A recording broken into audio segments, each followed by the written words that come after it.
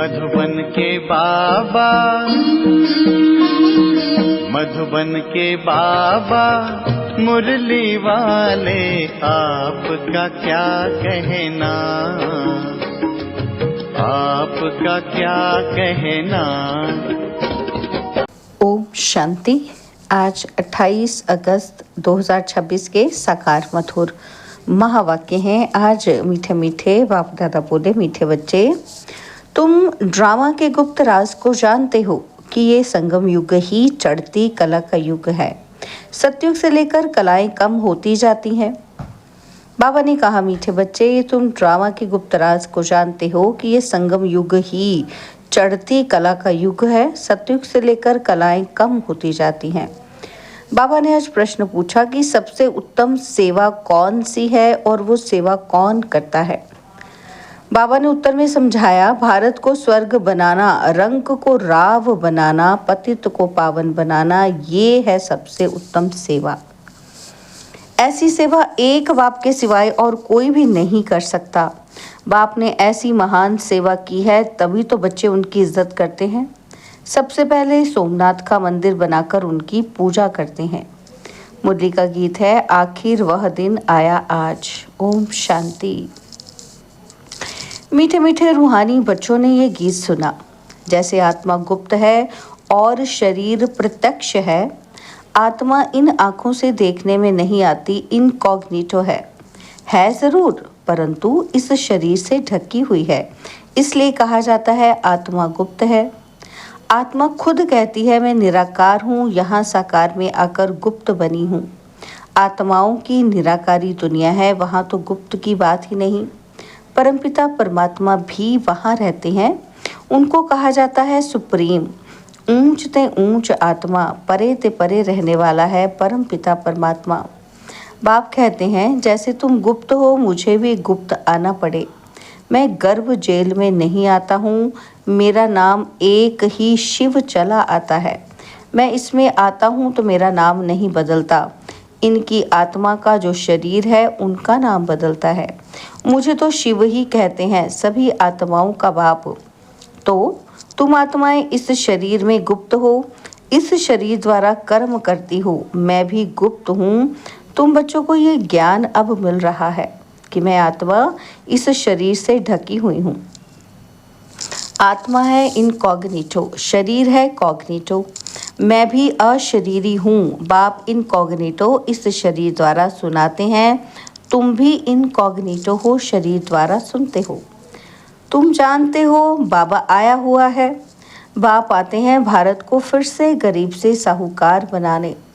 तुम कहेंगे हमारा भारत गरीब है, सब जानते हैं, परंतु उनको कोई पता ही नहीं कि हमारा भारत साहूकार कब था, कैसे था। तुम बच्चों को बहुत नशा है कि हमारा भारत तो बहुत साहूकार था। दुख की बात नहीं थी। सतयुग में दूसरा कोई धर्म नहीं था, एक ही देवी देवता धर्म था। ये किसी को पता ही नहीं। यह जो वर्ल्ड की हिस्ट्री ज्योग्राफी है, ये कोई नहीं जानते हैं। अभी तुम अच्छी रीति समझते हो कि हमारा भारत बहुत साहूकार था, अभी बहुत गरीब है। अब फिर बाप आए हैं साहूकार बनाने। भारत सतयुग में बहुत साहूकार था, जबकि देवी देवताओं का राज्य था। फिर राज्य कहाँ चला गया, ये कोई नहीं जानते हैं। ऋषि मुनि आदि भी कहते हैं कि हम रचता और रचना को नहीं जानते हैं। बाप कहते हैं, सतयुग में इन देवी देवताओं को रचता रचना का ज्ञान नहीं था। आदि मध्य अंत को नहीं जानते। अगर उनको ये ज्ञान हो कि हम सीढ़ी उतरते रसातल में जाएंगे तो बादशाही का सुख भी ना रहे, चिंता लग जाए। अभी तुमको चिंता लगी हुई है कि हम तमो प्रधान से सतो प्रधान कैसे बने। हम आत्माएं जो निराकारी दुनिया में रहती थी, वहाँ से फिर कैसे सुख धाम में आई, यह भी ज्ञान है। हम अभी चढ़ती कला में हैं। यह 84 जन्मों की सीढ़ी है। इसके बीच में क्या होता है, यह भी तुम जानते हो। सतयुग में तो सब तो नहीं आएंगे। ड्रामा अनुसार हर एक एक्टर नंबरवार अपने अपने समय पर आकर पाठ बजाएंगे। अभी तुम बच्चे जानते हो गरीब निवाज किसको कहा जाता है, दुनिया नहीं जानती। गीत में भी सुना कि आखिर वह दिन आया आज। ये सब है भक्ति। भगवान कब आकर हम भक्तों को इस भक्ति मार्ग से छुड़ाए सदगति में ले जाते हैं, ये भी समझा है। राम राज्य रावण राज्य किस चीज़ का नाम है, ये भी कोई मनुष्य नहीं जानते। अभी तुम बच्चे समझते हो। बाबा फिर से आ गया है इस शरीर में। शिव जयंती भी मनाते हैं तो शिव ज़रूर आते हैं। ऐसे भी नहीं कहते कि मैं श्री कृष्ण के तन में आता हूँ, नहीं। बाप कहते हैं श्री कृष्ण की आत्मा ने 84 जन्म लिए हैं।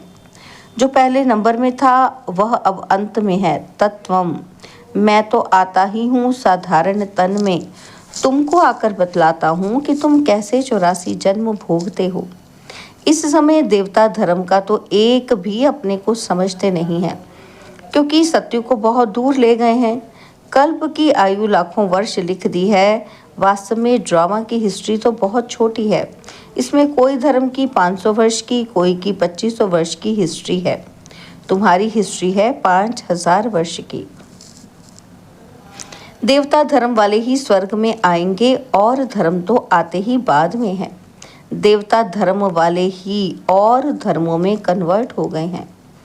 ड्रामा अनुसार फिर भी ऐसे ही कन्वर्ट हो जाएंगे, फिर अपने अपने धर्म में लौट कर आएंगे।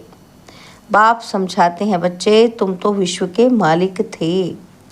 तुम अभी समझते हो बाबा स्वर्ग की स्थापना करने वाला है, तो हम क्यों नहीं स्वर्ग में होंगे। बाप से हम वर्षा ज़रूर लेंगे, तो इससे सिद्ध होता है कि ये हमारे धर्म का है। जो नहीं होगा वह आएंगे ही नहीं। कहेंगे पराए धर्म में क्यों जाएं। तुम बच्चे जानते हो सतयुग नई दुनिया में देवताओं को बहुत सुख थे। सोने के महल थे। सोमनाथ के मंदिर में कितना सोना था, ऐसा कोई दूसरा मंदिर होता ही नहीं। उसमें बहुत हीरे जवाहरात थे। बौद्ध आदि के कोई हीरों के जवाहरों के महल नहीं होंगे। तुम बच्चों को जिस बाप ने इतना ऊंचा बनाया है, उनकी तुमने कितनी इज्जत रखी है। जो अच्छा कर्म करके जाते हैं उनकी इज्जत रखी जाती है। अभी तुम जानते हो सबसे अच्छे कर्म पतित पावन बाप ही करके जाते हैं। तुम्हारी आत्मा कहती है सबसे उत्तम ते उत्तम सेवा बेहद का बाप आकर करते हैं। हमको रंक से राव, बैगर से प्रिंस बना देते हैं। जो भारत को स्वर्ग बनाते हैं उनकी भी इज्जत कोई नहीं रखते। तुम जानते हो ऊंच ते ऊंच मंदिर गाया हुआ है सोमनाथ का, जिसको लूट कर ले गए। लक्ष्मी नारायण के मंदिर को कभी कोई ने लूटा नहीं, सोमनाथ के मंदिर को लूटा है। भक्ति मार्ग में यह बहुत धनवान होते हैं। राजाओं में भी नंबरवार होते हैं ना। जो ऊंच मर्तबे वाले होते हैं उनके छोटे मर्तबे वाले इज्जत करते हैं। दरबार में भी नंबरवार बैठते हैं। बाबा तो अनुभवी है ना, तो यहाँ की दरबार है पतित राजाओं की। पावन राजाओं की दरबार कैसी होगी। जबकि उन्हों के पास इतना धन होगा तो उन्हों का घर भी इतना ही अच्छा होगा। अभी तुम जानते हो बाबा हमको पढ़ा रहे हैं, स्वर्ग की स्थापना करा रहे हैं। हम महाराजा महारानी स्वर्ग के बनते हैं, फिर हम गिरते हैं और फिर हम पहले पहले शिव बाबा के पुजारी बनेंगे। जिसने स्वर्ग का मालिक बनाया उनकी हम पूजा करेंगे। वह हमको बहुत साहूकार बनाते हैं। अभी भारत कितना गरीब है, आगे इतना गरीब नहीं था। बहुत खुशी में रहते थे। जो ज़मीन 500 रुपये में दी थी वो आज 5000 में भी नहीं मिलती है। वहाँ तो धरनी का मूल्य होता ही नहीं। जिसको जितना चाहिए ले लेवें। ढेर की ढेर ज़मीन पड़ी होगी। मीठी नदियों पर तुम्हारे महल होंगे ना, तो मनुष्य बहुत थोड़े होंगे। प्रकृति दासी होगी। फल फूल बहुत अच्छे मिलते रहते हैं। अभी तुम कितनी मेहनत करते हो, लेकिन सूखा पड़ जाता है तो अन्न नहीं मिलता है। जो गीत सुनने से तुम्हारे रोमांच खड़े हो जाने चाहिए। बाप को गरीब निवास कहते हो। अब अर्थ समझा ना। किसको साहूकार बनाते हैं। ज़रूर यहाँ जो आएंगे उनको साहूकार बनाएंगे ना। तुम बच्चे जानते हो कि हमको पावन से पतित बनने में 5000 वर्ष लगे हैं। अभी फिर फट से बाबा पतित से पावन बनाते हैं, ऊंचते ऊंच बनाते हैं। 1 सेकंड में जीवन मुक्ति मिल जाती है। कहते हैं बाबा हम आपके हैं, और बाप कहते हैं बच्चे तुम विश्व के मालिक हो। बच्चा पैदा हुआ और वारिस बना, कितनी खुशी होती है। लेकिन बच्ची को देख चेहरा ही उतर जाता है। यहाँ तो सभी आत्माएं बच्चे हैं। हम स्वर्ग के मालिक बन गए। अभी पता पड़ा है कि हम 5000 वर्ष पहले स्वर्ग के मालिक थे। बाबा ने ऐसा बनाया था। शिव जयंती भी मनाते हैं, परंतु ये नहीं जानते कि वो कब आया था। लक्ष्मी नारायण का राज्य कब था, कुछ नहीं जानते। वास्तव में भारत की आबादी सबसे बड़ी होनी चाहिए। भारत की ज़मीन भी सबसे बड़ी होनी चाहिए। लाखों वर्ष हो फिर तो बहुत ज़मीन चाहिए। सारी दुनिया की भी ज़मीन पूरी ना हो। लाखों वर्ष में कितने मनुष्य पैदा हो जाते, अनगिनत मनुष्य हो जाएं, इतने तो है नहीं। ये सब बातें बाप बैठ समझाते हैं। मनुष्य सुनते हैं तो कहते हैं ये बातें तो कभी नहीं सुनी, ना कोई शास्त्रों में पढ़ी। ये तो वंडरफुल बातें हैं। अभी तुम बच्चों की बुद्धि में सारे चक्र की नॉलेज है। यह बहुत जन्मों के अंत में अब पतित आत्मा है। जो सतो प्रधान था सो अब तमो प्रधान है। फिर सतो प्रधान बनना है। तुम आत्माओं को अब शिक्षा मिल रही है कि आत्मा शरीर द्वारा सुनती है तो शरीर झूलता है, क्योंकि आत्मा सुनती है ना। बरोबर हम आत्मा ने 84 जन्म लिए हैं। 84 माँ बाप तो ज़रूर मिली होंगे। ये भी हिसाब है ना। बुद्धि में आता है 84 जन्म लेते हैं, फिर और कमती जन्म वाले भी होंगे। मिनिमम मैक्सिमम का हिसाब होगा ना। तो बाप ऐसे समझाते हैं शास्त्रों में क्या क्या लिख दिया है। तुम्हारे लिए तो फिर भी 84 जन्म कहते हैं, मेरे लिए तो अनगिनत बेशुमार जन्म कह दिया है।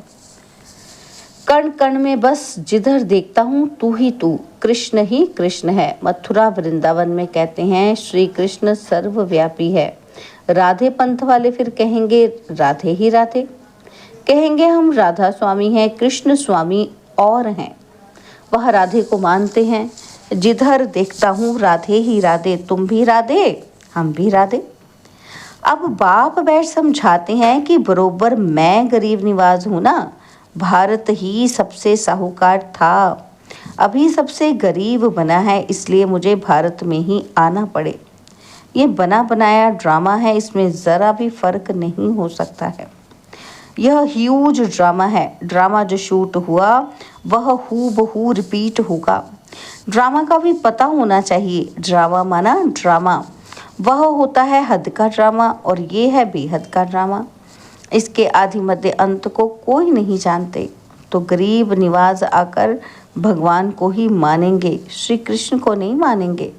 श्री कृष्ण तो धनवान सत्युग का प्रिंस बनता है।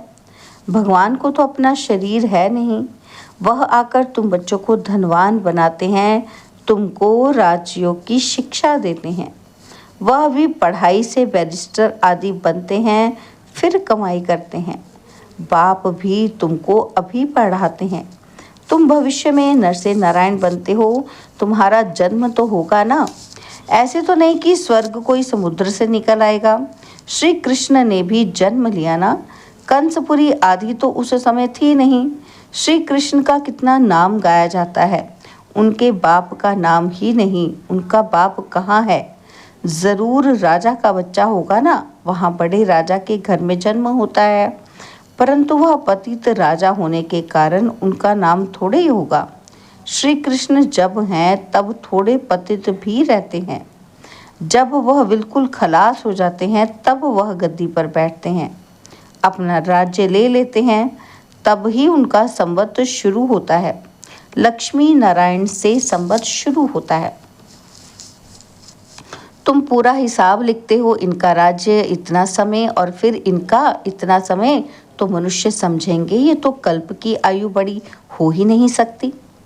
5000 वर्ष का पूरा हिसाब है। अच्छा, मीठे मीठे सिकिलदे बच्चों प्रति माता पिता बाप दादा का याद प्यार और गुड मॉर्निंग। रूहानी बाप की रूहानी बच्चों को नमस्ते। हम रूहानी बच्चों की रूहानी बाप दादाजी को दिलवा जान सिकवा प्रेम से नमस्ते। ओम शांति। प्यारे बाबा, मीठे बाबा, मेरे बाबा, शुक्रिया बाबा, शुक्रिया बाबा, शुक्रिया। धारणा के लिए मुख्य सार है। पहला पॉइंट है, रचयिता और रचना का ज्ञान बुद्धि में रख सतोप्रधान बनने का पुरुषार्थ करना है। बस एक ही चिंता रखनी है कि हमें सतोप्रधान जरूर बनना है। सेकंड पॉइंट है, इस बेहद के ड्रामा को बुद्धि में रख अपार खुशी में रहना है। बाप समान इज्जत पाने के लिए पतितों को पावन बनाने की सेवा करनी है।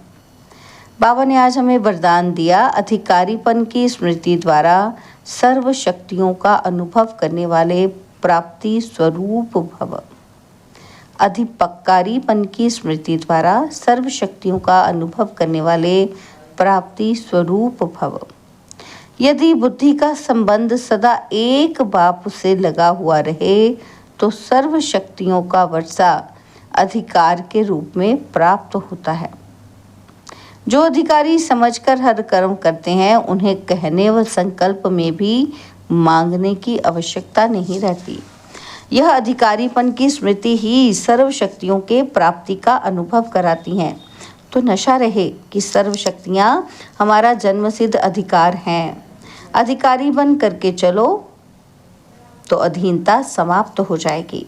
स्लोगन है, स्वयं के साथ साथ प्रकृति को भी पावन बनाना है तो संपूर्ण लगाव मुक्त बनो।